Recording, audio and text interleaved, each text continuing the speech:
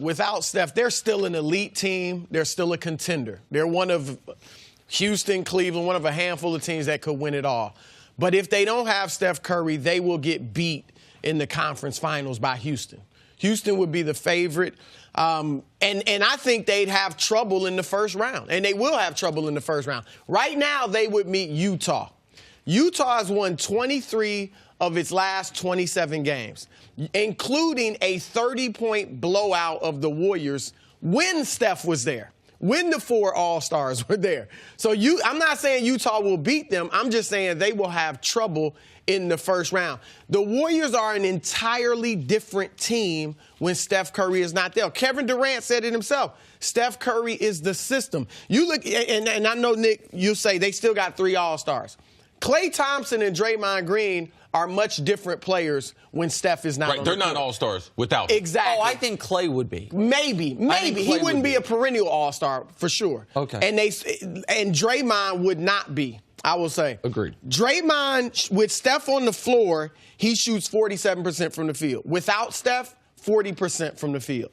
When Steph plays, Klay shoots 51%. Without Steph, 43%. Those are not all-star numbers, like you said. So they're really good players, but they're not spectacular. So it's Kevin Durant and some good role players, and that's not going to win a championship. Well, when you say Kevin Durant, I think it's a slight overstatement to say Kevin Durant and some good role players. Right. Kevin Durant, another all-star in Klay Thompson, a great role player in Draymond Green, and then some good bench pieces in Iggy, Livingston, and West. Like, that's, to me, at least, that's how I would evaluate it. I understand why people.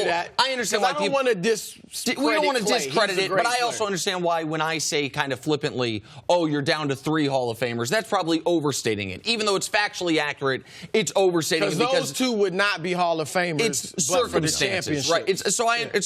So we can find a happy medium there, but. This then, to me, comes down to a question of how good does everyone think Kevin Durant is? And for a guy, the one guy on the set who I think is considered the biggest Kevin Durant critic, I'm in a position where I evidently think more highly of him than anybody. I've seen... It's the West. Dirk Nowitzki lost in the first round. But we saw... The year he won MVP, Kobe Bryant lost in the first round. If the Cavs were in the West, LeBron James would be in danger of losing in the first round. Sure, but not if you had the Warriors, right? Take the Warriors, no Steph, and flip LeBron and to KD. We wouldn't be saying they could lose in the first round. We'd be saying they're one of the favorites. If LeBron's second best player was Klay and Draymond, let's not even compare KD to LeBron. Let's compare KD to KD. Like, I saw Kevin Durant with a young Russell Westbrook, with a 6th man James Harden, take a team to the NBA Finals. I saw Kevin Durant without James Harden take the Warriors. You say a young Russ like that? That was still a great Russ. Absolutely, but I think I think you could compare that Russ to this Klay. But regardless, like I saw Kevin Durant take in 2012, 2014, 2016, get his team to the conference finals or further every year as the guy. Like without Russ, they got beat in the second round by Memphis. Yes, they did. Absolutely. Go ahead. 4-1. The one thing that I don't think it's a fair comparison is because how Steph in the offense is run. And the reason why they're a special team is not only just because of the talent, it's because of the pace that they play with and the space that they have to dictate on the court. No one can dictate more space than Steph. No one starts the offense better than Steph. So KD, you saw KD playing with some other players, but it was within an offense that was built around him. Their offense is not built around KD. It's built around Steph because you can't run the motion. You can't run that type of pace unless your point guard has that type of range and the dribbling skill to be able to get to anywhere on the court. So it's easy to say, oh, well, KD, when he was over here, compared to Steph now that Steph is out, the way the team is orchestrated is totally different. So it's not fair to KD because their team is not built around him and how they're going to start their offense. If they had a different point guard, I believe Steve Kerr, he would change the way they did it. The reason why Draymond's not as good because they don't have the constant movement, so you don't see the great passing from Draymond. We know Klay cannot dribble and shoot the ball. So Steph, makes him so much better. That's why all those other players are better with Steph. It's not a matter of, is Steph better than KD? KD is probably a better player, but the way they run their system, Steph is the quarterback. And what happens? That's a great point. If you give them a whole year with no Steph, and they're a better team because they're built around KD. But you can't change the offense and build it around KD on the fly. So you're just going to give. So what happens? So you know you're not going to have him for the first round. They think they can win. I'm just saying my view watching them. I'm not saying they're going to get beat in the first round at all. I'm saying they would get to the conference finals and lose to Houston. I'm just saying that first round matchup is not a 100% guarantee. That's all I'm saying.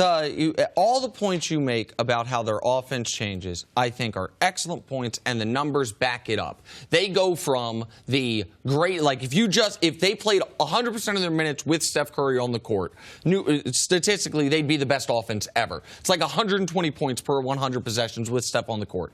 But what it is not discounting is what we have seen this year and last year and the year before is the defense gets markedly better with Steph off the court. What they have had this year, and we've seen Steph off the court a lot this year, more so than the last 3 years, they have a top 2 defense in the NBA when Steph is not on the court. Also, they play at a slower pace. That's not by games.